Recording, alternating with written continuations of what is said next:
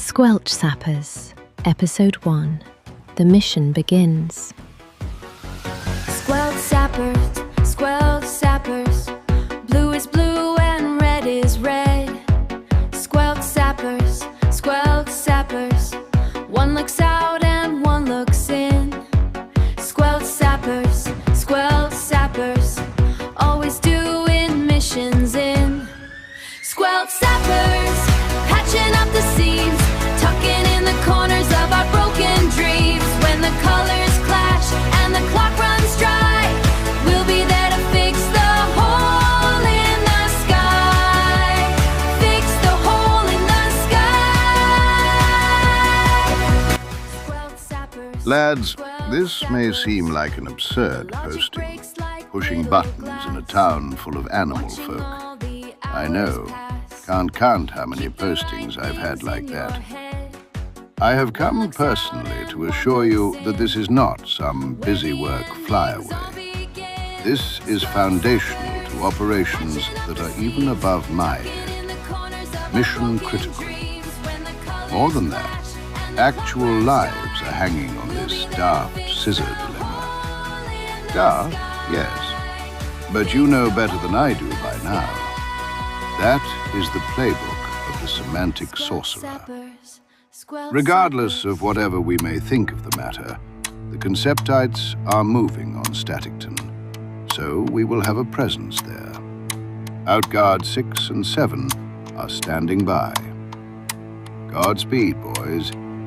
Emphasis on God, not speed. Minimum involvement until ordered. Yeoman Fuchsia is your point of contact. So, wheels within wheels then? Within still more wheels. Agent Red and Blue Agent report to Yeoman Fuchsia for transport to Staticton, where the semantic sorcerer has been spotted. On the ground, the agents can feel the sorcerer more than see him. They take up their stations beside the 2 buttons that have been placed in the town square. They can't be at all forceful, but at the least they have found the sorcerer's means for producing problems here.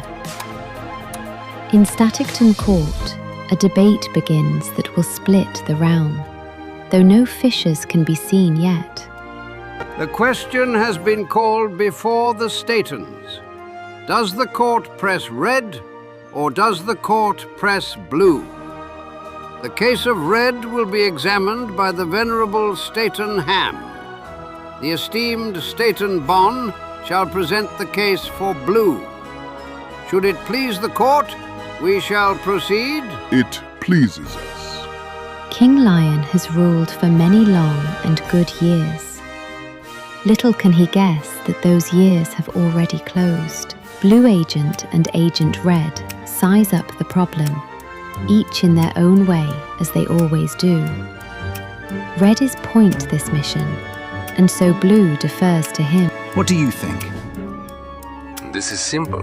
They just all have to press red and no one dies. Simple. You block them off from pushing the blue and I'll make sure they all hit red. Done.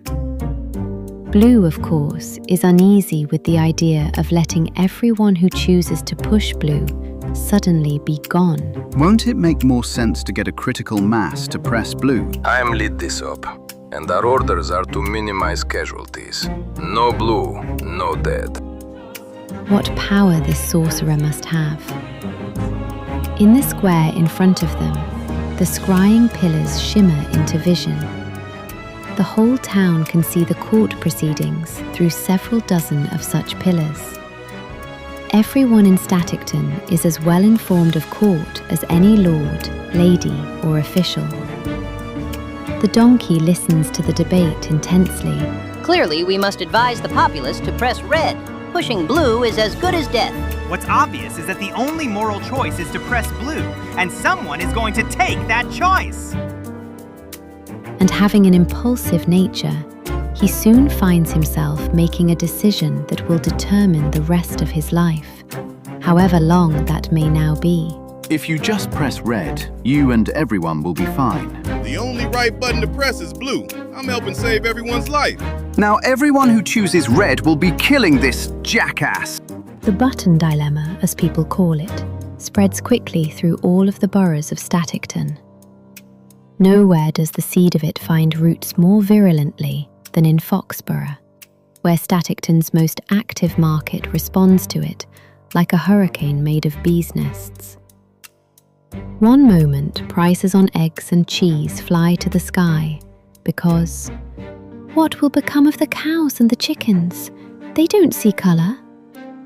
And the next moment, they crash on recognizing that producers in general are very invested in their various enterprises and unlikely indeed to risk what they've built on some ramshackle bit of altruism. The betting is hot. All of the clerks have been called into Game Bay to deal with the calculations and the clients.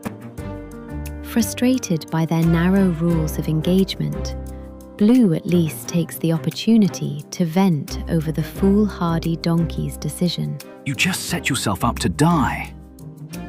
What? But You would have been fine if you just pressed red. Now your life is at risk if one more than half the population presses red. You've made yourself into a hostage. There is no escaping the math. Every single person who chooses to push red from this point forward is a participant in systemic donkeycide. Your life is not my responsibility. I have kids and own a business. People depend on me, and I'm not going to risk dying just because you can't act from intelligent self-interest. But as fate and fortune have it, there is a community of little thought and constant action that sees the donkey's plight. It's okay, Mr. Donkey. We'll save you. The odds that everyone in Staticton would survive this spell have just dropped incalculably. The lemmings come running to the rescue. In a flash within the lightning, however, the sorcerer suddenly appears. And wordlessly, as silent as he came, he unfolds a scroll that changes all the rules and turns the button game from a spectacle to a personal challenge. Who will press blue when no one is watching? Will it be enough? It's your time to chime in. It's your time to make your opinion known. What would you do if you were living in Staticton? Are you a donkey or an elephant? Or something else entirely? Tune up, turn up, lock in. Squelch sappers. Next time on Squelch Sappers, we have episode 2. Blue means life for me and you. It's going to be a good one. I'll see you there. As always, thank you for watching.